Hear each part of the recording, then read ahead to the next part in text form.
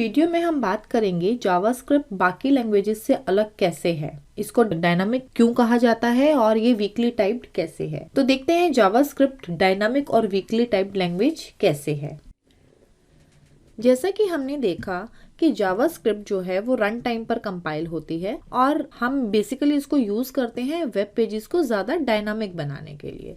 तो ये run time पर कंपाइल होती है और हम वेब पेजेस को ज्यादा डायनामिक बनाने के लिए जावास्क्रिप्ट का यूज करते हैं। अब हम देखते हैं कि जावास्क्रिप्ट को डायनामिक और वीकली टाइप्ड क्यों कहते हैं, डायनामिक क्या होता है और वीकली टाइप्ड क्या होता है, और हम जावास्क्रिप्ट को डायनामिक लैंग्वेज क्यों कहा जाता है। तो बेसिकली डायनामिक क्या होता है, dynamic is something which is dynamic in nature, which is not static. मतलब जैसे कि हमने देखा है कि बहुत सारी लैंग्वेजेस हैं जिनको हमें एंड यूजर को देने से पहले प्री कंपाइल करना पड़ता है। पहले हम कंपाइल करते हैं फिर हम एंड यूजर को देते हैं। फॉर एग्जाम्पल C++, जो C++ है उसको हम पहले प्री कंपाइल करते हैं, उसके बाद हम एंड यूजर को देते हैं। जबकि जावास्क्रिप्ट में ऐसा नहीं है। जावास्क्रिप्ट में हमने देखा है कि इसको प्री कंपाइल नहीं करना पड़ता, ये ब्राउजर में at that point of time compile की जाती है और वहीं ब्राउजर में ही इसके कोड को इवेल्युएट और एग्जीक्यूट किया जाता है बेस्ड ऑन यूजर इंटरेक्शंस। जैसे ही यूजर कुछ इनपुट देता है, आउटपुट देता है, सबमिट करता है, तो यूजर की जो भी इंटरेक्शन होती है उसके अकॉर्डिंग ब्राउजर में उसी वक्त जावास्क्रिप्ट कोड को इवेल्युएट और एग्जीक्यूट किया जाता है। तो इसीलिए इसको डायनामिक लैंग्वेज कहते हैं। क्योंकि जावास्क्रिप्ट को प्री कंपाइल नहीं किया जाता, इसीलिए टाइप चेकिंग भी यहाँ पर रन टाइम पर होती है। जबकि जो C++ है वहां पर टाइप चेकिंग पहले होती है, कंपाइल टाइम पर टाइप चेकिंग होती है। वहां पे आपको बताना पड़ता है कि कौन सा वाला जो वेरिएबल है वो कौन सा डेटा होल्ड करने वाला है। Is it a string, is it integer और इज इट बुलियन और वॉट एवर दिस इज। अगर मैंने एक वेरिएबल डिफाइन किया है एज अ इंट, तो इसका मतलब जो a है वो इंटीजर टाइप का डाटा ही होल्ड कर सकता है, वो स्ट्रिंग होल्ड नहीं कर सकता।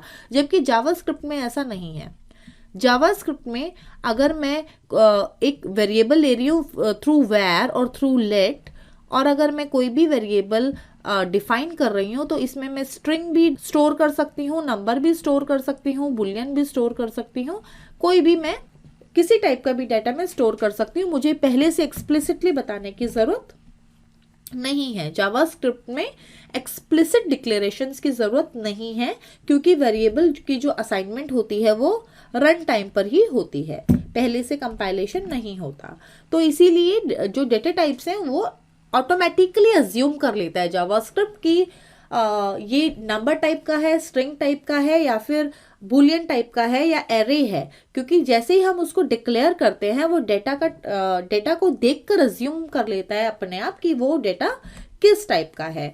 और हम जावास्क्रिप्ट में एक बार हमने कोई डेटा डिक्लेयर कर दिया, फॉर एग्जांपल मैंने कोई वेरिएबल डिक्लेयर किया जिसकी वैल्यू मैंने दी लाइक 10।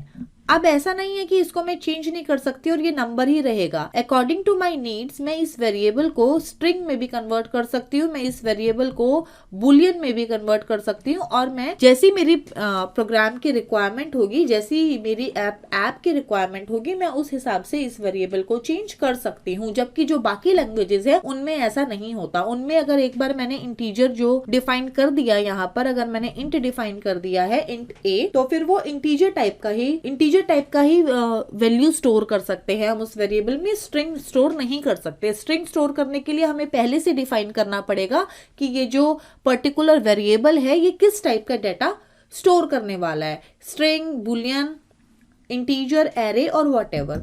तो इसीलिए क्योंकि जावास्क्रिप्ट डायनामिक है, प्री कंपाइल्ड नहीं है और रन टाइम पर एग्जीक्यूट होती है, इसको डायनामिक कहा जाता है।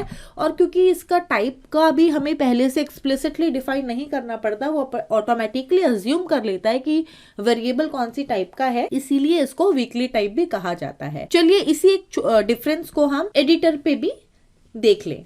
तो यहाँ एडिटर पर मैंने एक ऑनलाइन एडिटर लिया है C++ का, जहां पर मैंने सिंपल एक स्ट्रिंग लिया है, एक वेरिएबल लिया है a जो कि स्ट्रिंग टाइप का है, और उसकी वैल्यू मैंने अमिताभ डाली है।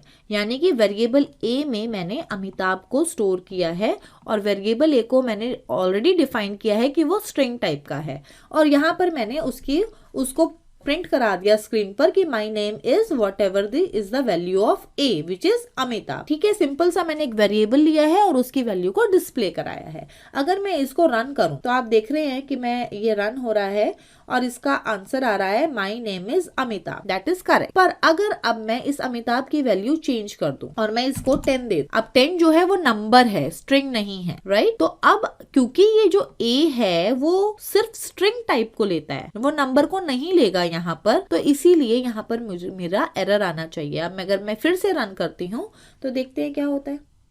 देखिए ये मुझे एरर दे रहा है, conversion from int to non scalar type standard string requested, यानी कि a is equal to 10, we can not assign 10 to a variable which is having a type of string.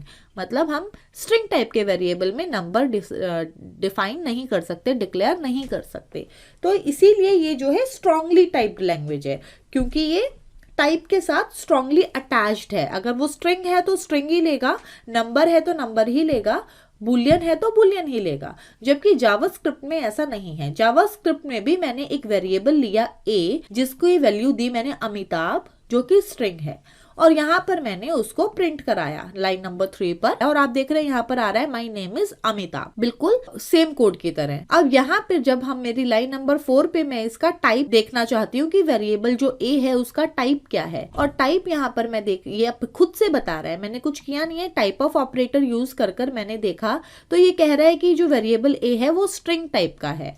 अब अगर मैं ये स्ट्रिंग को चेंज करके नंबर में कर दूं तो आप देख रहे हैं यहाँ पे एरर नहीं दे रहा, यहाँ पर ये मेरे को आउटपुट दे रहा है माई नंबर इज 10, जो कि परफेक्ट है। My number is value of a, value of a यहाँ पर 10 है, तो ये यहाँ पर 10 कर रहा है। और आप देखेंगे नेक्स्ट लाइन में, लाइन नंबर 4 से ये अपने आप ऑटोमेटिकली बता रहा है कि अब जो ए का टाइप है, ए वेरिएबल का जो टाइप है वो नंबर हो गया है।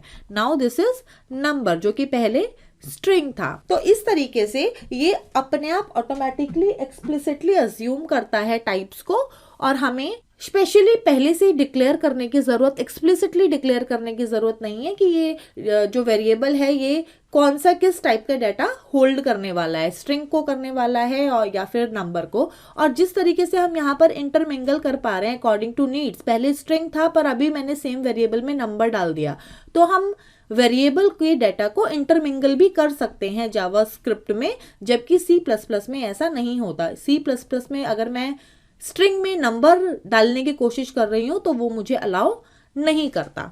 इसी वजह से जो जावास्क्रिप्ट है उसको डायनामिक और वीकली टाइप्ड लैंग्वेज कहा जाता है।